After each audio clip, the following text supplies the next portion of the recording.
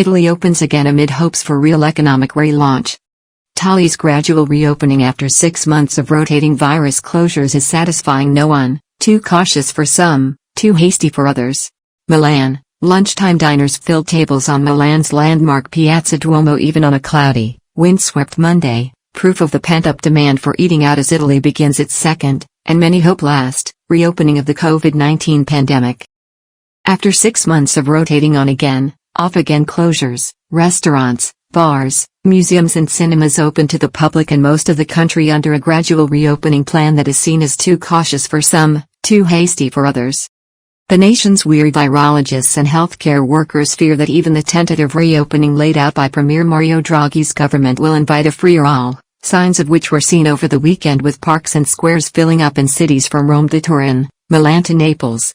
It is illusory to think that you give a sign of opening, and you don't see people around. Perfection doesn't exist, Milan Mayor Giuseppe Sala said Monday. You also have to be a little tolerant, and also a little careful. For restaurant owners struggling to survive, the return of outdoor dining is too little, too late, and the continued 10 p.m. curfew puts a damper on theater reopenings and sends a bad public relations message for international tourism heading into the second pandemic summer. Pizzeria Pino was granted rare permission by Milan officials to set up tables along the porticos lining Piazza Duomo, some compensation for the lost indoor seating, as it served seated customers for the first time since February. The permit will last through this summer. We can only be happy, waiter Antonio Carollo said. Because we have many friends who have restaurants who don't have a lot of space outside, or none at all, and they are still at home, out of work. The government's vision is that the renewed economic activity of the gradual reopening, continuing with outdoor pools next month, gyms after that and larger events and fairs from mid-June, will be turbocharged by €200 billion, $241 billion, in EU and Italian recovery funds that was outlined in Parliament on Monday. I am sure that honesty, intelligence and the taste for the future will prevail over corruption, stupidity and vested interests, Draghi told lawmakers in Rome. Under pressure from right-wing partners, the government moved the openings a week earlier than initially planned, allowing free travel for the first time in months among 15 of Italy's 21 regions and autonomous provinces under the lowest levels of coronavirus restrictions. The number of people who can visit friends and family at any one time was doubled from 2 to 4. Restaurants and bars can seat people for open-air dining. Contact sports resumed outdoors. How long does protection from COVID-19 vaccines last? Since the COVID-19 vaccines haven't been around that long, it's not yet known how long their protection lasts. New York, how long does protection from COVID-19 vaccines last? Experts don't know yet because they're still studying vaccinated people to see when protection might wear off. How well the vaccines work against emerging variants will also determine if, when and how often additional shots might be needed. We only have information for as long as the vaccines have been studied, said Deborah Fuller, a vaccine researcher at the University of Washington. We have to study the vaccinated population and start to see, at what point do people become vulnerable again to the virus?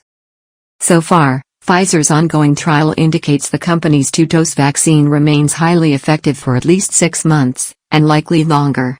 People who got Moderna's vaccine also still had notable levels of virus-fighting antibodies 6 months after the second required shot. Antibodies also don't tell the whole story.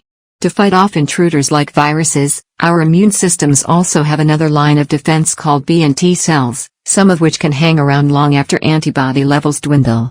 If they encounter the same virus in the future, those battle-tested cells could potentially spring into action more quickly. Even if they don't prevent illness entirely, they could help blunt its severity. But exactly what role such memory cells might play with the coronavirus, and for how long, isn't yet known. While the current COVID-19 vaccines will likely last for at least about a year, they probably won't offer lifelong protection, as with measles shots, said Dr. Kathleen Nuzil, a vaccine expert at the University of Maryland School of Medicine. It's going to be somewhere in the middle of that very wide range, she said. Variants are another reason we might need an additional shot. The current vaccines are designed to work against a particular spike protein on the coronavirus, said Mehul Sutar of the Emory Vaccine Center. If the virus mutates enough over time, vaccines might need to be updated to boost their effectiveness. So far, The vaccines appear protective against the notable variants that have emerged, though somewhat less so on the one first detected in South Africa. If it turns out we need another shot, a single dose could extend protection of the current shots or contain vaccination for one or more variants. The need for follow-up shots will also depend partly on the success of the vaccination push globally, and tamping down transmission of the virus and emerging variants. The AP is answering your questions about the coronavirus in this series. Submit them at factcheck@ap.org. Read more here. I got the Johnson & Johnson COVID-19 vaccine. Now what? Are some COVID-19 vaccines more effective than others? I got the COVID-19 vaccine. What can I safely do?